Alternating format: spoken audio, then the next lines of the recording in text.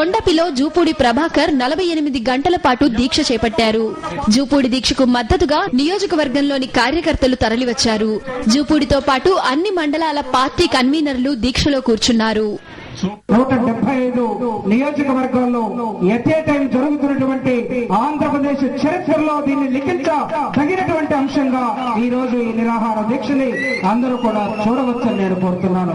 మేమేసిన vote ఈ రాష్ట్రం చీలిక కోసం కాదు, మేమేసిన ఓటు మా పిల్లల బిడ్డల భవిష్యత్తుని నిర్మిస్తారని వేశాం. మేమేసిన ఓటు మా సమస్యల్ని చర్చిస్తారని వేశాం. వేసిన ఓటు ఈ రాష్ట్రంలో అనేకమైన అంశాల్ని మా ప్రతినిధిగా మా ముందుకొచ్చి మాట్లాడతారని వేశాం.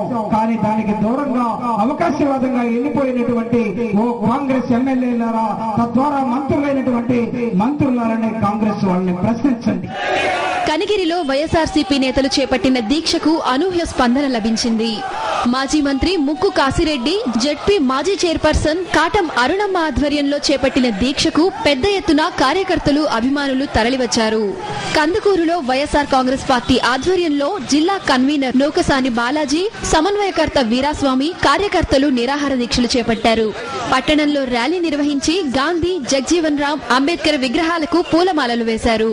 మరో సమన్వయకర్త తూమాటి మాధవరావు శిబిరంలో కూర్చొని సంఘీభావం తెలిపారు.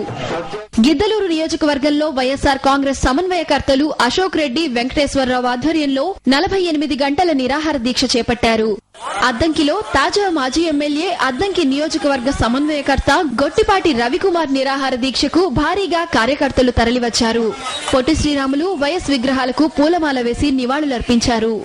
సంతనూతలపాడులో నియోజకవర్గ సమన్వయకర్త అమృతపాణి, ఎర్రగొండపాలెంలో పాలపర్తి డేవిడ్ రాజు ఆధ్వర్యంలో నిరాహార దీక్షకు దిగారు. దీక్ష శిబిరంలో కూర్చున్న నాయకులకు ఏపీ ఎన్జీఓ నాయకులు సంఘీభావం తెలిపారు. మార్కాపురంలో గుడుమల శ్రీనివాసరెడ్డి, వెన్నా హనుమారెడ్డి, వైపాలెంలో మాజీ ఎమ్మెల్యే పాలపర్తి డేవిడ్ రాజు, సంతనూతలపాడులో అంగలకుర్తి రవి, డాక్టర్ వరికూటి అమృతపాణి, పర్చూరులో మాజీ ఎమ్మెల్యే గొట్టిపాటి నరసింహారావు, చీరాలలో మాజీ మంత్రి పాలేటి రామారావు, సజ్జా హేమలత, అవ్వారు ముసలయ్య, ఎడం చినరోసయ్య దీక్షలో కూర్చున్నారు.